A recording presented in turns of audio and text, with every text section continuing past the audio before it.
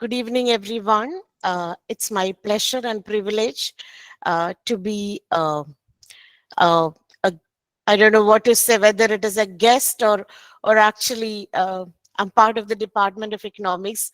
Once a student of Department of Economics, always part of it. So I think it's my privilege to come back to uh, Department of Economics and attend this extremely important deliberations, the webinars.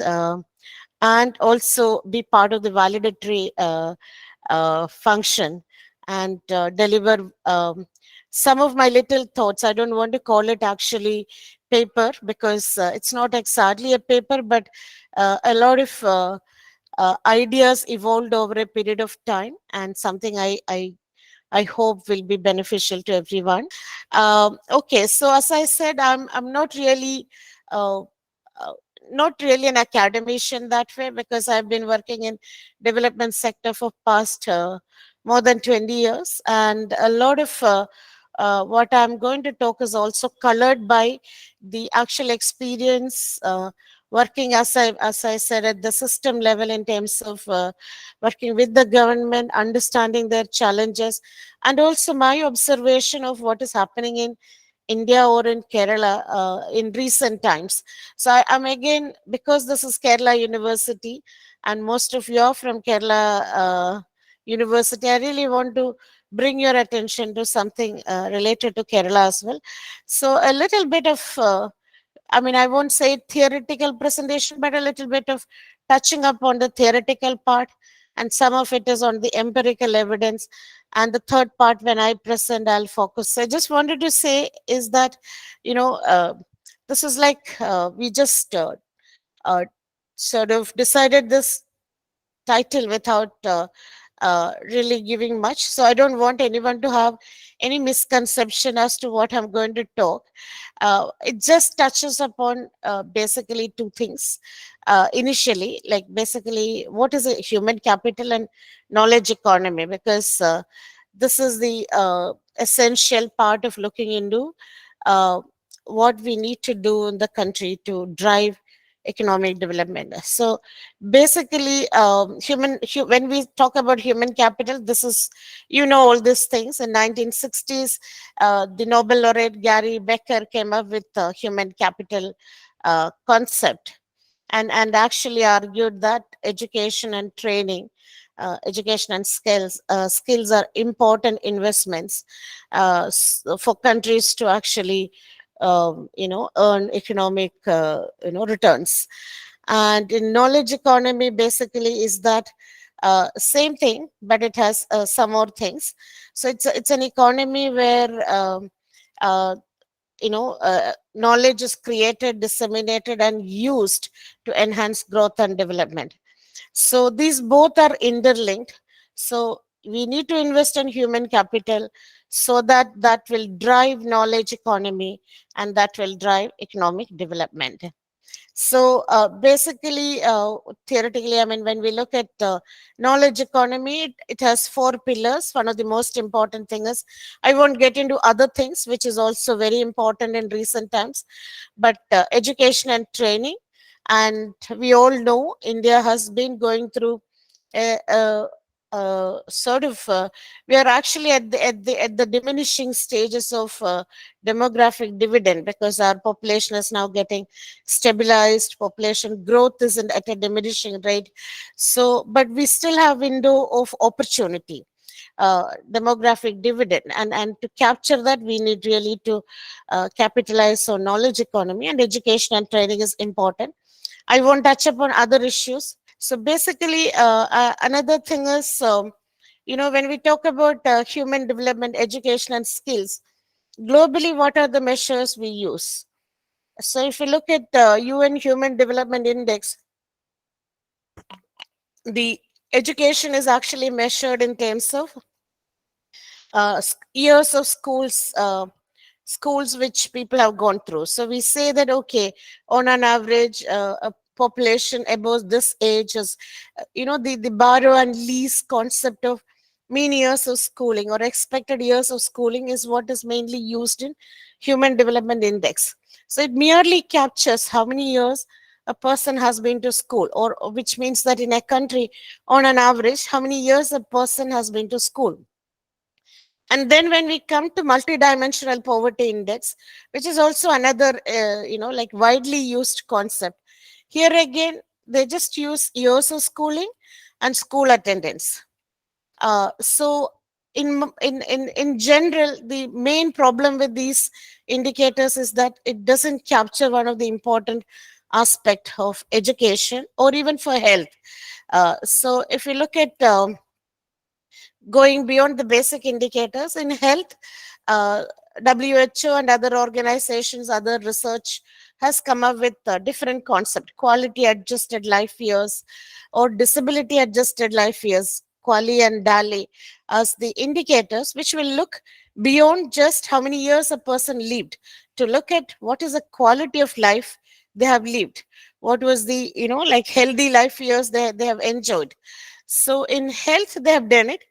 And in similarly in education, there are mainly two types of indicators in addition to just number of years of schooling. That and also this is like we all know that either it is literacy or number of years of schooling which has been used in general. But now there are more indicators, which is, I'm sure all of you know about rate of returns to investments in education. And then in recent times there is learning adjusted years of schooling, lace. This was World Bank's recent contribution. I guess some of you have heard about it. I don't know how many of you really work into these kind of indicators, but these are interesting indicators. So returns to investment in education is based on human capital theory, and this has been really systematically estimated for a long time. And this basically represent increment increase in wage earnings associated with an increase in schooling. So this was actually pioneered by Jacob Mincer, and the equation with which these things are calculated are also called as Mincerian regression analysis. So it basically says each additional year of schooling will lead to some percentage gain in earnings. So this is actually calculated like, if a person, if you invest in a person's education, a child's education at this stage, and if the child goes on to as an adolescent, and then as a young person, if the person goes on to complete his high school, secondary school, or college, or do further education, what will be when that person enters a labor market over a period of lifetime earnings, how much it will be compared to what are the investments present value of that period. So it's basically calculated in that a way. So the idea is that we should invest in education if it really get you know brings back an investment, both private returns as well as social returns. And Harry Paternos and Sakaropoulos were also pioneers in really doing it intensively, especially they both, I mean, Harry works in the World Bank, and he was really looking at it in the context of I think in one of the presentations today, earlier, there was a presentation on how private education is increasing in India. So there was a lot of studies on these kind of things. So basically, the thing is, the private average global rate of return to one extra year is like estimated to be on an average 9%, which means one more year of education means for a person over their productive years, it will increase at least 9% of its capacity to earn wages. So similarly, higher education, definitely, because as you go up in education ladder, fewer people get more education, fewer people are then get into better jobs. So definitely that will raise the marginal rate of returns over those periods also. um, Social return to school also is very high. So basically, what we also see is where countries are progressing, because say for example a country like Bangladesh, where I'm currently based, or several states in India where they've recently moved from say, primary education to a higher enrollments at secondary or completion of secondary, definitely then there are better returns. Girls' education, because they are much less in the labor market, much less in completing certain levels of education. So whoever enters the market have a higher returns to education. So these are all the kind of findings which have come from global studies. So there are studies covering more than 160 countries, and there have been compilation by people like Harry Paternos in these studies. So basically, returns to in education says that it's a better way of looking into education uh, than just looking into average years of schooling.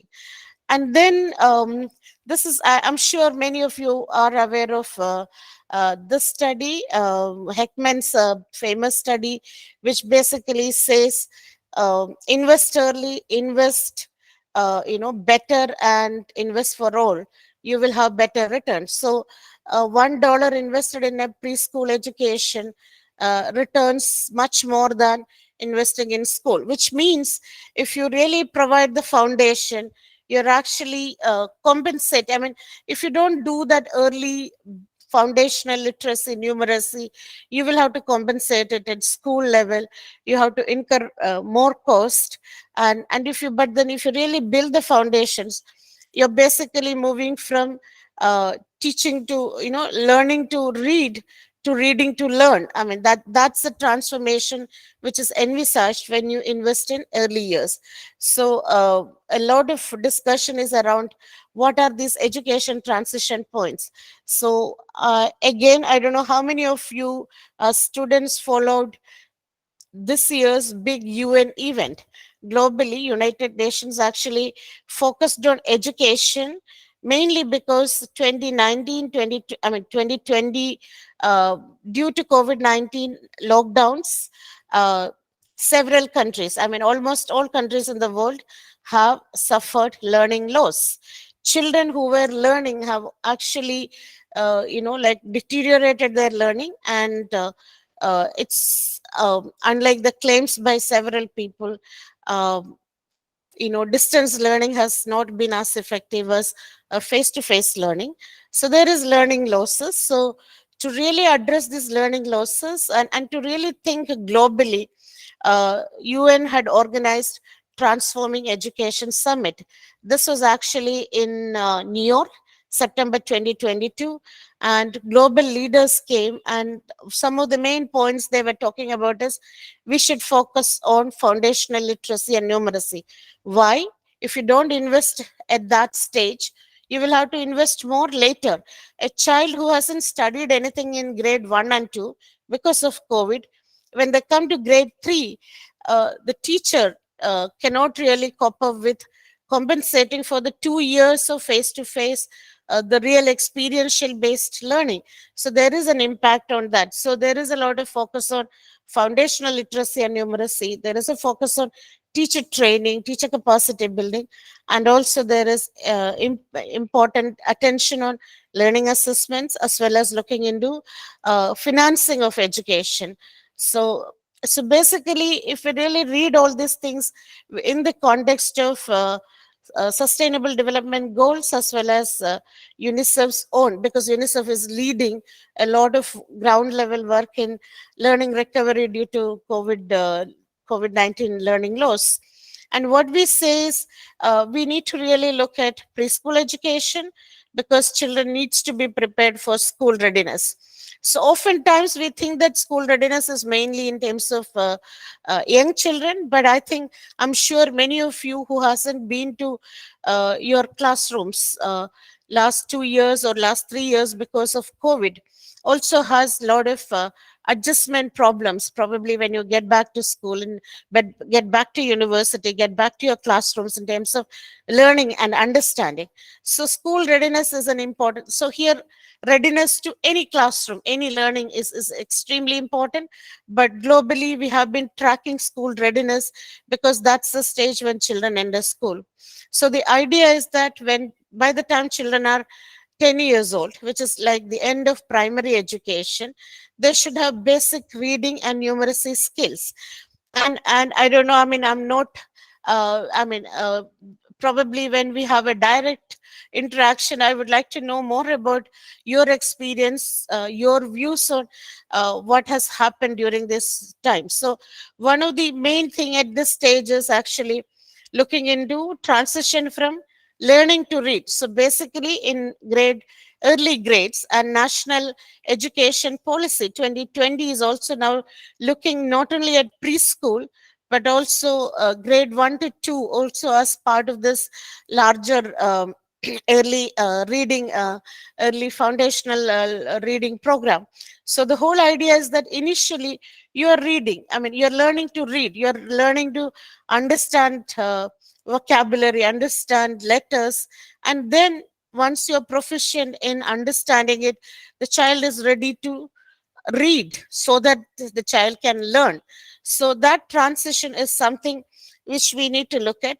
And I'm really presenting this because I don't see much discussion in Kerala, because we almost assume that we are a perfect education society because we have literacy, but nobody knows where our children are in terms of being just literate to reading to learn.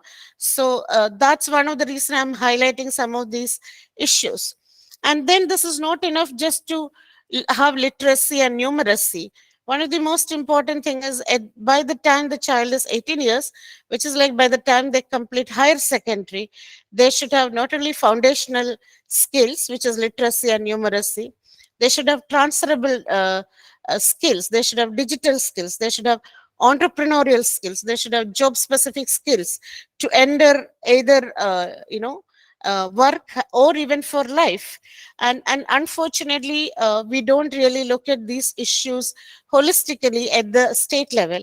I remember the in the previous session when there was a talk about federal systems. In fact, in certain areas we need a more central strong central approach, because oftentimes these things are not really, some of the important development issues are not really understood by state governments. They don't look at that because it's always easy to keep some of the disturbing factors covered and then look at all the glossy pictures. So that's where it is important to have somebody who is very neutral at the national level, trying to look at where we are and where we can guide actually several state policies, and give them some evidence based policy kind of advice as to what they need to do. uh, Fortunately or unfortunately, some of these kind of topics are not really very popular in development discourse in rest of India. Oftentimes these are all limited to very high level intellectual circles in Delhi or in some other pockets. But my idea by presenting this is also generating wider discussions on these issues. So basically, rather than just looking at papers and looking into the evident knowledge, I would like all of you to also look at some of the unknown knowledge, I mean unearth some of the hidden knowledge. So maybe this is what my purpose is. And again, to highlight why we are talking about going beyond the number of years, because every study has shown that years of schooling and economic growth is very flat, if you look at the left hand side graph. But if you really look at test scores and economic growth, you see a steep correlation, which means that if you have better test results, I mean, if the children are learning, those economies grow faster. They have better economic growth. So just putting children into school, just ensuring that everyone passes there with, I mean, these days when I look at the results which comes from Kerala at the end of every secondary school exams, I'm like really shocked that 99% have, like everyone passes, everyone has A plus. But then when we really look at some of the independent and global kind of learning outcome studies, we really see that Kerala is not even average in certain points. I will come to that soon. So So this is what I was saying. Learning adjusted years of schooling is basically you have number of, so all of us have completed 12 years of schooling, or even plus 3 years of undergraduation, plus 2 years of masters. I mean, so we may all have like something like 20 years of education, but then if you really are not learning, if you don't have some of those critical thinking, problem solving, creative, and then some of the things like communication, collaboration, and things like that, you're actually, I mean, those test scores.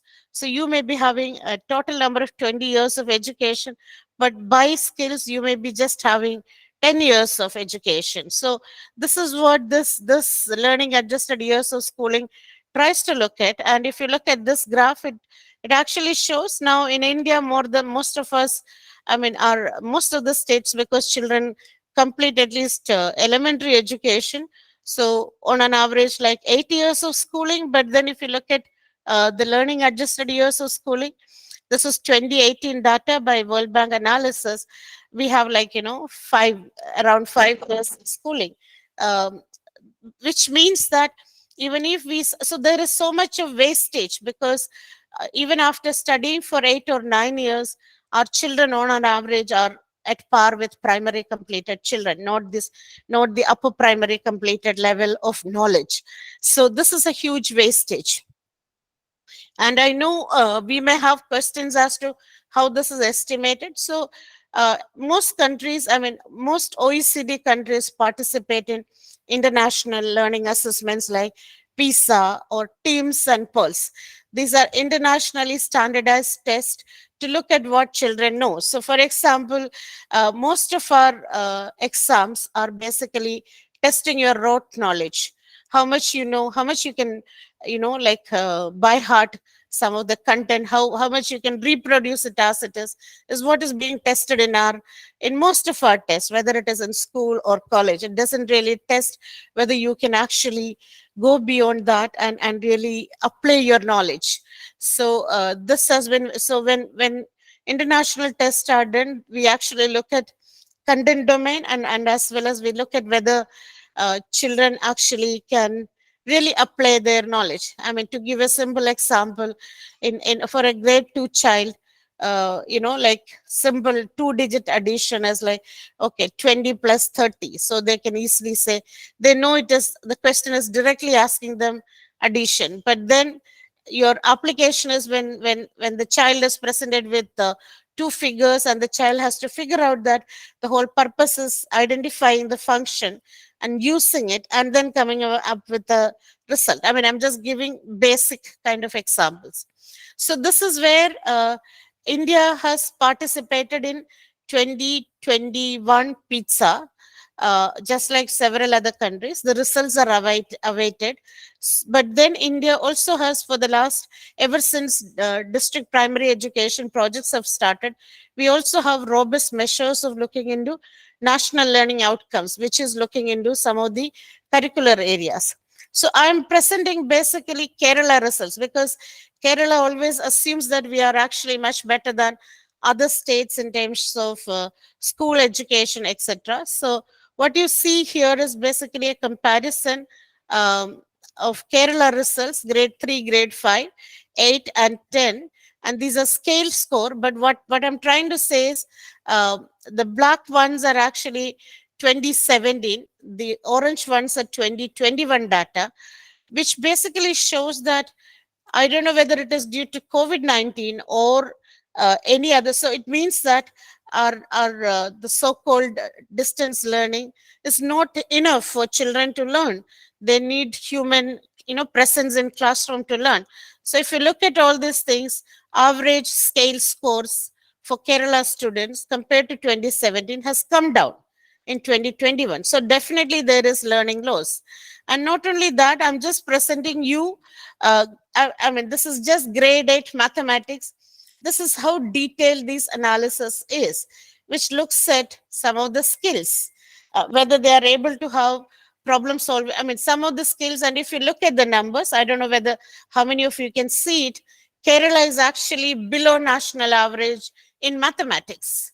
This is something which is overall national scores are not very great, but Kerala is even doing much poorer than national average on several items. So, for example, I'm just solves problems related to daily life situations involving rational numbers. Kerala, only 17% of grade 8 students could do it.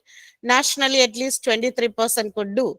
So, which means that there is definitely a deterioration in the quality of education we have in our state. And this is something which should concern us if we are really looking for improving the economy. If we, like migration and remittances are not sustainable in the long run. We have to be self reliant, we have to really do things. And my request to young scholars in Kerala universities, please look at some of the interesting research which is available before just reproducing similar research year after year, and looking into same thing, going into one village in Kerala, and looking into things. There is enough interesting research available globally and nationally which nobody has explored and analyzed for providing specific policy level inputs. So my request is, if you have time, please have a look at it. Same thing with social science. Again, we see that Kerala is not doing better than national average in most of this data. It's not only that Kerala is doing, there are state level variations, but if you look at, I'm just presenting graded overall result. National average is like 41.9% mean percentage. Kerala is 41.5%. But I'm sure you can see the result. Within Kerala, there are huge variations between, say, for example, Ernakulam and Thiruvananthapuram, which are the urban cities, are doing much better than, say, something like, if you look at it, Malappuram, Palakkad, Kozhikode, Idukki, and several districts, they are doing much lower. And if you look at the other indicators, percentage of children at basic and below basic levels, which means you are like, less than 33% or whatever, that's a basic thing. So most of the students, as per the curriculum, what is being taught, they are much below what is expected out of them. So this is a sad situation, and there are a lot of details which nobody has looked at. Is it because there is not enough investment? Oftentimes we talk about investments. uh, we often say, oh, I have seen every year when the national government's budget comes out, people talk about how less they spend uh, on education. But one of the interesting thing, because I've been working in India's Sarva Shiksha Abhiyan for a decade, um, education is a subject in the concurrent list of the constitution, and state governments are supposed to invest in education. And if you really look at it, state governments have also been not very, how do I say, there are state level variations. So overall, though we have not reached the 6% as set out by global goals, we are still like more than 4% of GDP is spent on that. So this is a comparison with the overall budget. India is 4.5, which is better than several other, countries in the OECD. So it's not like it's the budget which matters. Here again, if you look at the primary education, our score comes down to much lower thing, but still, it's not just about spending. So I just want to say again, there is investments, and we see, as I mentioned earlier, the states vary in how much they invest in education over a period of time, how they spend it. Kerala is not so. If you look at as part of GDP, Kerala is spending much lower than national average. But then, as percentage of state budget, Kerala is spending better than national average. But then, it's not just about spending; it's about value for money. Are we spending enough? Right? Are we creating the right? Are we getting economies of scale? Is there efficiency in spending the public resources in education? And are we effective? So we see that if Kerala, despite spending so much, if our children are not as good as national average, I mean, imagine some of the states whom we look down upon are actually doing much better in national learning assessments. So there is something we need to look at why Kerala is not, or even India in general, where are we failing in terms of economies of scale? Where are we failing in terms of cost efficiency in investments in human capital? Why we are not effective? These are questions we need to look at, and that needs actually going beyond just looking at enrollments or government spending. We need to look beyond that. So while I'm not getting into that part, because that those whole part itself could render a whole range of discussions, I now want to move into the third part of my discussion, because like I said, I've been probably giving something beyond economics in this discussion, which is about education and skills. And I said something about foundational literacy, numeracy, transactional skills, etc. So I just want to touch upon this because, again, at the heart of heart, I'm a development person, and I have been working in education sector. So I really want to bring some of these elements to my dear juniors, I mean, students of Kerala University, so that they really think in terms of some of these interesting things. So, what are the kind of educational skills we are talking about? Like I said, we need foundational skills, which is basically, whatever we study in school as foundational skills. And foundational skills is everywhere.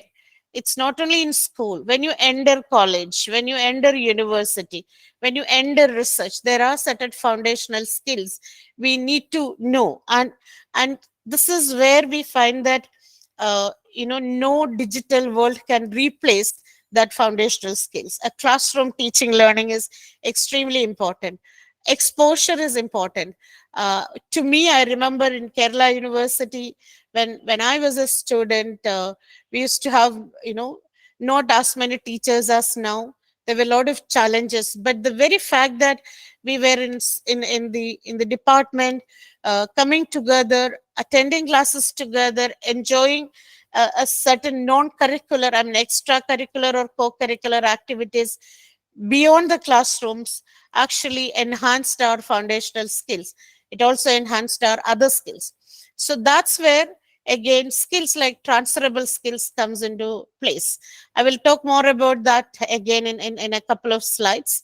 So basically, transferable skills are important because our knowledge is not enough to actually deliver or to be very good citizens or to be really productive citizens, to add value in terms of human capital or knowledge economy. We need certain transferable skills. And in today's world, we need digital skills, because digital skills, I mean, everyone have digital skills, but then I'm not sure how many of us are really good in, like managing information, communicating, collaborating, or creating and sharing content or building knowledge, and solve problems, and that too doing everything in a safe, critical, and ethical manner. So these are important issues which itself needs like a one whole discourse to understand it, because these are some of the challenges we have been trying to address post COVID, and this sudden transfer to the transition from face to face to digital, and then back to face to face education. And then, of course, we need job specific skills, technical skills.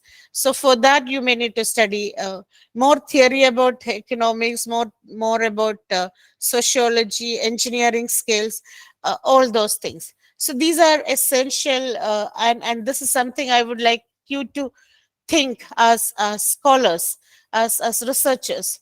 So basically, cognitive skills, which I mentioned, is to do with your thinking, and this actually involves ability to focus, address problems, make informed choices, and really set plans and goals. This means you need certain this is all self driven, and this doesn't come in isolation. This comes when we are actually I mean, that's why we need universities, that's why we need research places. But then this is not, research places is not the only place. You go to an IT place, you still need all these skills. You go to an engineering place, you need the skills. Why? Just I mean, I believe even for somebody to do a good job in, say for example, as part of kudumbasri, you need to go and clean a place. You need actually those ability. I mean, it still needs better ways of doing things, ensuring that those work is completed in a good manner, etc. Added to that is the social skills. So this is mainly being a social and human being. Um, Again, I've been out of Kerala for 20 years, but then some of the things which worry me when I get back to Kerala and see parents and communities is that everyone is focusing on getting good grades. It's all about getting marks, rote learning, but not about being a human being, being contributing to society, not being collaborative, not being communicative. A lot of competition have replaced collaboration and communication. And this is really, and then we need to, this is part of survival skills. We need social skills for survival in society as well. And to with all those things, you need emotional skills. You know that when globally, any I mean, I'm not talking about government jobs or getting into a typical job, but any corporate job, any private job, any global job really look at emotional quotient than IQ. And in fact, if you go for an interview, a lot of questions will be your competency based questions. And this competencies are basically about some of your emotional, social, and cognitive skills. Uh, and basically, this was also identified by UNESCO long ago as 4 dimensions of learning. So learning to know, which is your cognitive dimension. You learn about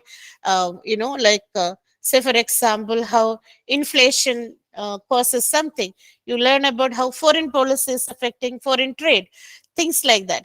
But then learning to do it will basically relate to how you actually participate effectively in a society. Learning to be is about individual dimension, how capable you are as an individual to address some of the challenges which we are, it's not just us, the whole global population was affected by covid-19 crisis.